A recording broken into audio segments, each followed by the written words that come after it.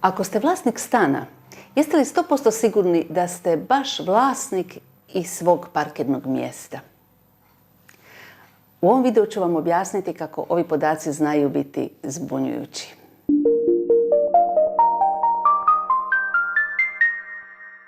Dobrodošli na naš YouTube kanal. Ja sam Jasminka Fišer-Gavranović iz agencije Alfa nekretnine iz Vodica. Danas ćemo govoriti o temi parkirno mjesto. Moramo se složiti da ponekad to postaje životna filozofija umjesto da bude jedna obična svakodnevna potreba. Kao agentica za nekretnine iz prakse jako dobro znam kod kupovine stana koliko je važno imati svoje vlastito parkirno mjesto, a ne da se parkirate po principu tko prije dođe ili kako se ko snađe. Kako nam stalno dolaze prodavatelji koji žele prodati svoj stan i onda kad prolazimo kroz te osnovne informacije, oni svi kažu mi imamo svoje vlastito parkirno mjesto. E sad, to se treba provjeriti.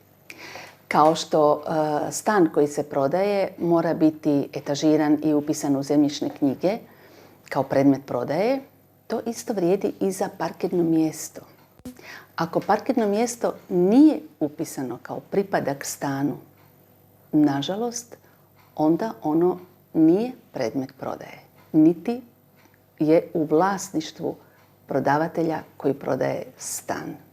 I dogodi se da u dosta slučajeva kad to sve provjeravamo, ustanovimo da pored etažnog vlasništva stana u tom opisu gdje piše od čega se stan sastoji, na kojem je katu, njegova površina i prostorije koje posjeduje, nažalost nema niti spomena o parkirnom mjestu. Kada smo ustanovili da tog parkirnog mjesta u vlasništvu ipak nema, mi moramo prodavatelju s punom odgovornošću to i objasniti. Znači, kažemo mu da, nažalost, parkirno mjesto nije u vlasništvu, ali ne govorimo mu to da ga obeshrabrimo ili da ga uplašimo, nego mu odmah dajemo jedno dodatno objašnjenje da naravno da se on može parkirati u svom dvorištu jer su to zajednički dijelovi zgrade i da naravno da se može parkirati tamo jer ima stan u toj zgradi. Ne mogu se ja doći parkirati, nego samo onaj ko tamo živi u toj zgradi, ko je vlasnik jednog od stana. Ali ne može reći da je to parkirno mjesto u vlasništvu. To je jedina razlika. E sad se zna tu često prodavatelj usprotiviti pa nam kaže niste u pravu, ja svoje parkirno mjesto imam označeno ispred zgrade, moj stan je broj S4 i moje parkirno mjesto je isto označeno brojem 4 i svi vlasnici to znaju i svi znaju da se ja tu parkiram jer je to moje vlastito. Međutim, to nije baš tako.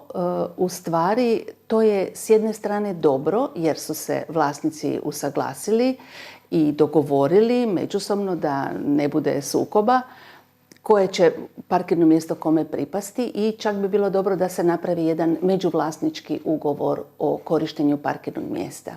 Ali i dalje taj dogovor ne znači vlasništvo.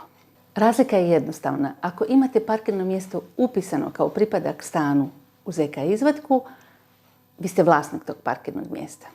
A ako ono ne postoji upisano nigdje u ZK izvatku, nažalost, vi tada imate pravo korištenja. Da je parkirno mjesto upisano kao pripadak stanu, onda bi pisalo pripadak tom istom stanu, parkirno mjesto broj, 4, površine 12 kvadrata, i to je to. Ako toga nema, onda je razlika jednostavna. Ako ste upisani, vi ste vlasnik. Ako niste upisani, onda imate pravo korištenja, ali ne i vlasništvo. I važno je odmah naglasiti, nije nikakav problem ako zaista nemate upisano to parkirno mjesto u vlasništvu, jer to je vrlo logično i to je tako normalno da ako imate stan u određenoj zgradi, da se naravno možete parkirati u dvorištu svoje zgrade i to je neko nepisano pravilo da uvijek svakom stanu pripada jedno parkirno mjesto. Ako među suvlasnicima postoji taj dogovor oko parkiranja, onda u stvarnom životu ne bi trebalo biti problema oko parkiranja i isto tako ne bi trebalo biti problema oko prodaje stana, samo treba pravilno biti objašnjeno. Dakle, ne bi trebao biti problem ako uz stan parkirno mjesto nije etažirano, kao pripadak, sve dok ima dovoljno prostora za sve stanare da se parkiraju. Znači ako ima, 9 stanova, onda treba biti i 9 parkirnih mjesta. I dobro je ako tako postoji na terenu, u stvarnosti. Međutim, kod starijih zgrada se zna dogoditi da čak i nema dovoljno parkirnih mjesta, onoliko koliko ima stanova u zgradi. Zato obratite pažnju na to, evo sad znate malo više, pa uvijek pitajte da li je parkirno mjesto u vlasništvu, ako nije, da li ima dovoljno parkirnih mjesta u dvorištu za parkiranje svih stanara. I samo da kratko ponovimo, znači parkirno mjesto koje se formiralo temeljem dogovora suvlasnika ili međuvlasničkim ugovorom možemo smatrati pravom korištenja. A ono parkirno mjesto koje je upisano u ZK izvadak kao pripadak određenom stanu je u stvari predmet prodaje zajedno sa stanom i to povećava vrijednost nekretnine. Važno je dodati još jednu zanimljivost vezano za parkirna mjesta. Sigurno ste vidjeli da u nekim zemljišno-knjižnim izvacima postoje uz stan etažirana parkirna mjesta površine 3 kvadrata. Znamo svi da se ne parkiramo na 3 kvadrata, pa je sad važno objašnjenje.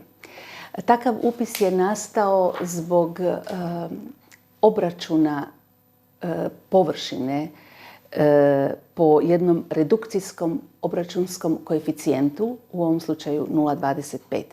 To znači da to parkirno mjesto u stvarnosti ima 12 kvadrata podne površine. To ne možemo znati kad ovako samo čitamo u ZK izvatku, zato je dobro uvijek zatražiti od prodavatelja etažni elaborat. Tamo vam to sve piše. Tamo piše koja je točno površina i po kojem je koeficijentu obračunata i onda taj konačni iznos, u ovom slučaju 3 kvadrata, se bilo upisivalo prije u ZK izvadak, a sada se to samo zbraja kao jedna korisna vrijednost površine uz svu ostalu drugu površinu kod obračuna prodajne cijene stanova. Etažni elaborat vam je važan. U njemu možete vidjeti, osim stvarne površine vašeg parkirnog mjesta, možete vidjeti i situaciju cijele zgrade na terenu i točan položaj vašeg parkirnog mjesta koje kupujete uz sva ostala parkirna mjesta, tako da točno znate gdje se što nalazi na parceli i što točno pripada vama. Mi smo evo baš neki dan imali klijente, potencijalne kupce koji su nas tražili da im pokazujemo stanove koji imaju isključivo 2 parkirna mjesta etažirana u stan, tako da baš nije bio neki preveliki izbor. To je evo jedan apel dodatan za investitore i one koji se bave gradnjom i planiranjem. Bilo bi dobro, budući da su se tako evo životne prilike promijenile i potrebe su postale malo veće, svi nekako voze više automobila ili im dolaze gosti. Bilo bi dobro da kad je stan veće kvadrature da se uz njega etažira 2 parkirna mjesta ili barem nekakvo dodatno parkirno mjesto za goste. I za kraj poruka svim kupcima, obratite malo više pažnje na to u buduće da li uz stan dolazi i vlastito parkirno mjesto, sada znate malo više. A prodavateljima poručujem da malo provjere svoje ZK izvatke, da vide da li ga zaista imaju u vlasništvu ili ne, pa danas sutra kad budu prodavali da to znaju jasno. A ako to ne znate sami, slobodno se javite nama, mi to radimo svakodnevno. Pozdrav svima!